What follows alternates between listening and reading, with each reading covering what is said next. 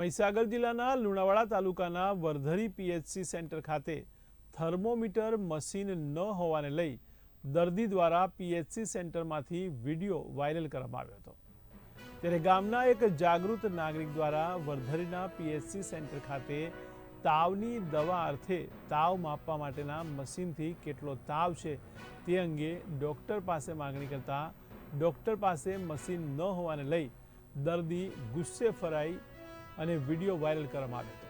ત્યારે વાલી દ્વારા પોતાના પૌત્રને તાવ માપવા માટે હોસ્પિટલ લઈ જવામાં આવ્યો હતો, જેમાં મશીન ન હોવાને લઈને 1 કલાક સુધી દર્દીને બેસાડી રાખતા દર્દી લાલ ઘૂમ થયા હતા, જે અંગે બાળકને લઈ હોસ્પિટલમાં ડૉક્ટર ચેમ્બરમાં ઘૂસી જઈ પૂછવામાં આવ્યું ત્યારે ડૉક્ટર દ્વારા પણ મશીન આવે છે તેમ કહીને વાતને ટાળી દીધી હતી।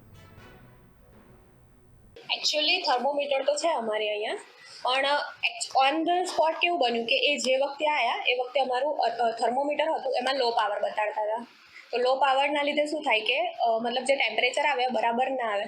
अमे थोड़ा टाइम पछी बीजुं थर्मोमीटर मंगाव्युं अने एना वाटे एमनुं कराव्युं टेम्परेचर।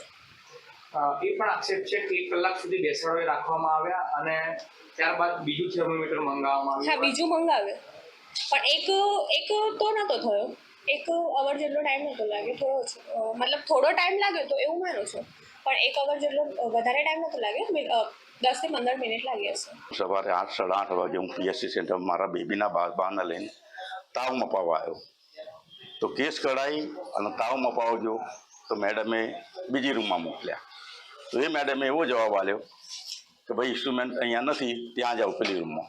પછી હું અહીંયા આવ્યો તો ઇન્સ્ટ્રુમેન્ટ નથી તો મેં કહું હું લઈ આપું તો કે મંગાયા છે, આવશે એટલે માપશે।